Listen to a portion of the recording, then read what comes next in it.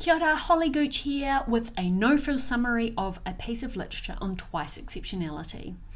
In today's reading, we're going to find out how much do teachers know about twice-exceptionality. The Australian researchers in this study got hold of an online survey that had been developed by some American researchers, and they adapted it for use with Australian educators. The survey asked educators questions about what provisions their school had for students with gifts, learning disabilities, and twice-exceptionality, how familiar they were with different types of twice-exceptional student labels, for example, gifted with ADHD or gifted and autistic, and so on, and how much experience they had working with such students. The survey also asked educators about how confident they felt to help their students get identified and to accommodate for their needs in the classroom. It also asked which areas of difficulty they believed to be the most pressing for these students.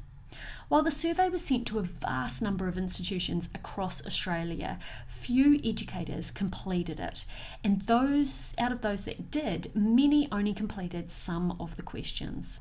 In the end, a large majority of the respondents were primary school teachers from New South Wales. So, what did they find? Overall, familiarity with twice-exceptionality was low, with less than half being highly familiar with such students, and a number of respondents noting that they had never heard of twice-exceptionality until completing the survey. Despite this, teachers reported being confident to do assessments to identify twice-exceptional students themselves and a reluctance to refer students to get assessed by other professionals. This further reflects a lack of understanding about what is involved in accurately identifying a twice-exceptional student. Survey responses also showed that teachers were keen to learn more about twice-exceptionality, which is really positive. So, what's the so what? Educators. Given the lack of knowledge and understanding shown by educators in Australia in this study, further education and training in the sector is needed. Knowing, for example, that twice-exceptional students with specific learning difficulties have high IQs and their learning difficulties are specific to certain tasks, not all areas of their learning, can have a significant impact on teaching approaches.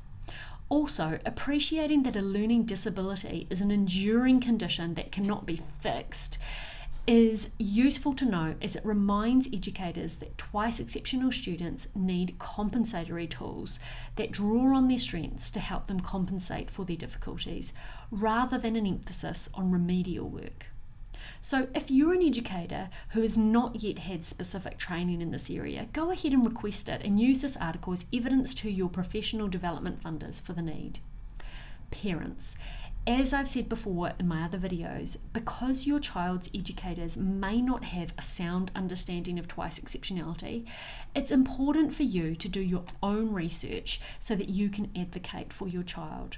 And if done sensitively, you can be effective in helping build educators' knowledge. So our question was, how much do teachers know about twice-exceptionality? And our answer is, not enough. So that's that, and with that knowledge, let's get on with the job of supporting our twice-exceptional young people to develop their superpowers.